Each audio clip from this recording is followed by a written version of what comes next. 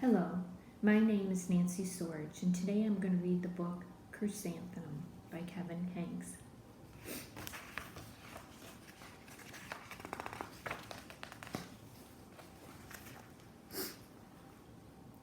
The day she was born was the happiest day in her parents' lives. "She's perfect," said her mom. "Absolutely," said her father, and she was. She was absolutely perfect.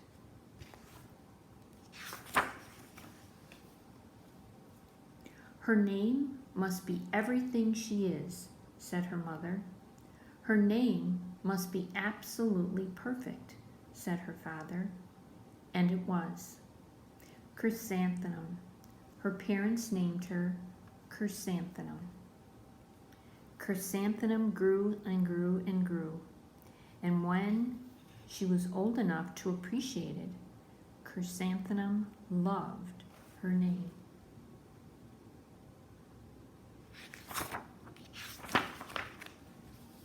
And she loved the way it sounded when her mother woke her up. She loved the way it sounded when her father called her for dinner. And she loved the way it sounded when she whispered it to herself in the bathroom mirror.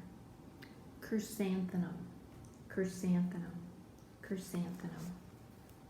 Chrysanthemum loved the way it looked when it was written with ink on an envelope.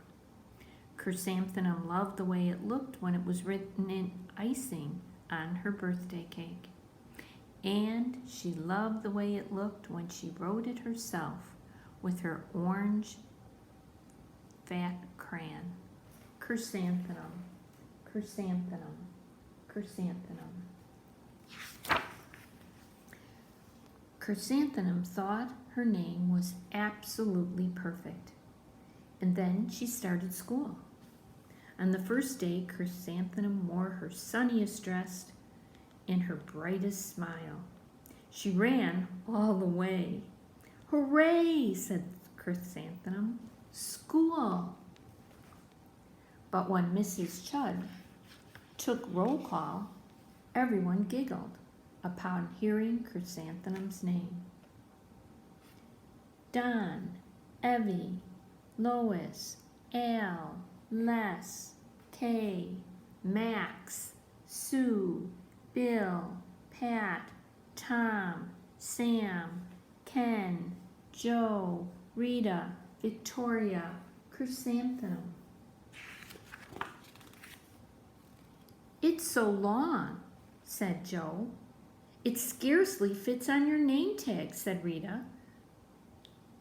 "I'm named after my grandmother," said Victoria. "You're named after a flower." Chrysanthemum wilted. She did not think her name was absolutely perfect. She thought it was absolutely dreadful. The rest of the day was not much better.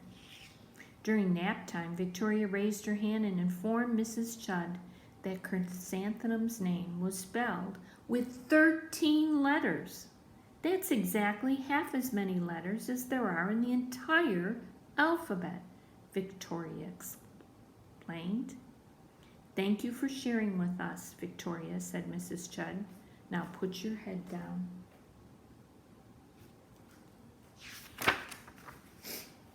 "If I had a name like yours, I'd change it," Victoria said, as the students lined up to go home.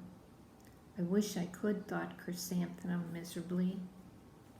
"Welcome home," said her mother. "Welcome home," said her father. "School is no place for me," said Chrysanthemum. "My name's too long. It scarcely fits on my name tag. And I'm named after a flower." "Oh," said her mother, "your name is beautiful and precious and priceless and fascinating and winsome," said her father. "It's everything you are," said her mother. "Absolutely perfect," said her father. Chrysanthemum felt much better after her favorite dinner, macaroni and cheese with ketchup, and an evening filled with hugs and kisses and part cheesy. That night, Chrysanthemum dreamed that her name was Jane. It was an extremely pleasant dream.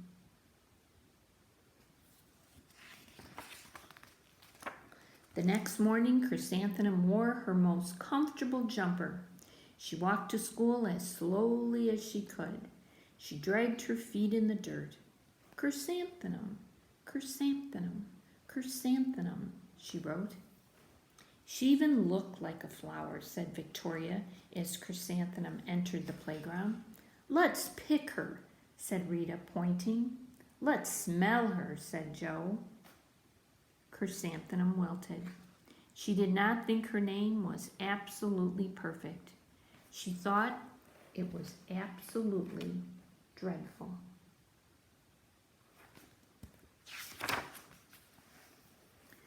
The rest of the day was not much better. During nap time, Victoria raised her hand and said, "A chrysanthemum is a flower. It lives in a garden with worms and other dirty things." "Thank you for sharing with us, Victoria," said Mrs. Judd. "Now put your head down." "I just can't believe your name," Victoria said, as the students lined up to go home. "Neither can I," thought Chrysanthemum miserably.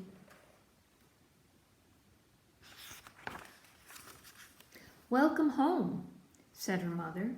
"Welcome home," said her father. "School is no place for me," said Chrysanthemum. "They said I even looked like a flower. They pretended to pick me and smell me." "Oops," said her mother. "They're just jealous and envious and begrudging and discontented and jaundiced," said his father. "Who wouldn't be jealous of a name like yours?" said her mother. "After all, it's absolutely perfect," said her father. Chrysanthemum felt a trifle better after her favorite dessert, chocolate cake with buttercream frosting, and another evening filled with hugs and kisses and playing partie cheesy. That night, Chrysanthemum dreamed that she really was a chrysanthemum. She sprouted leaves and petals. Victoria picked her and plucked the leaves and petals one by one until there was nothing left but a scrawny stem. It was the worst nightmare of Chrysanthemum's life. Chrysanthemum wore her outfit with 7 pockets the next morning. She loaded the pockets with her most prized possessions and good luck charms. Chrysanthemum took the longest route possible to school. She stopped and stared at each and every flower. Chrysanthemum, chrysanthemum, chrysanthemum, the flowers seemed to say. That morning, the students were introduced to Mrs. Twinkle, the music teacher. Her voice was like something out of a dream, as was everything else about her. The students were speechless. They thought Mrs. Twinkle was an indescribably wonderful. They went out of their way to make a nice impression. Mrs. Twinkle led the children in scales. Then she assigned roles for the class musical. Victoria was chosen as the dainty fairy queen. Rita was chosen as the spiffy butterfly princess. Joe was chosen as an all-important pixie messenger. And Chrysanthemum was chosen as a daisy.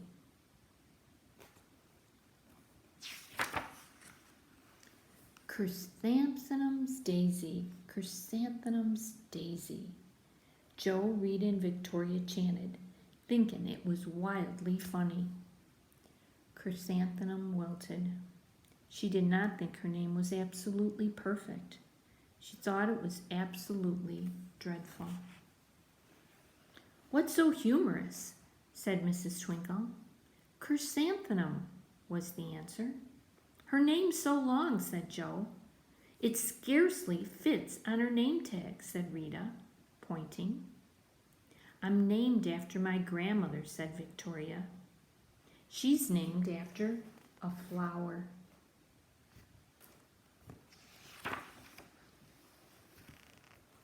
My name is long, said Mrs. Twinkle. It is, said Joe. My name would scarcely fit on a name tag, said Mrs. Twinkle. It would? Said Rita, pointing. And, said Mrs. Twinkle, I'm named after a flower, too. You are? Said Victoria. Yes, said Mrs. Twinkle. My name is Delphinium. Delphinium Twinkle. And if my baby is a girl, I'm considering Chrysanthemum as a name. I think it's absolutely perfect.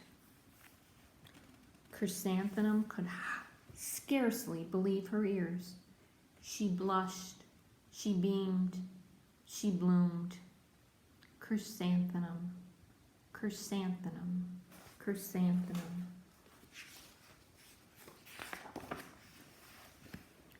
Joe, Rita, and Victoria looked at Chrysanthemum longingly. Can I? Call me Marigold, said Joe. I'm Carnation, said Rita, pointing.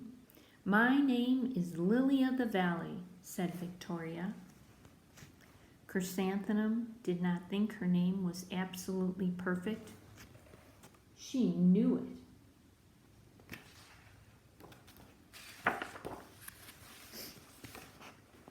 The epilogue. Overall, the class musical was a huge success. Chrysanthemum was absolutely perfect as a daisy. Victoria made the only mistake.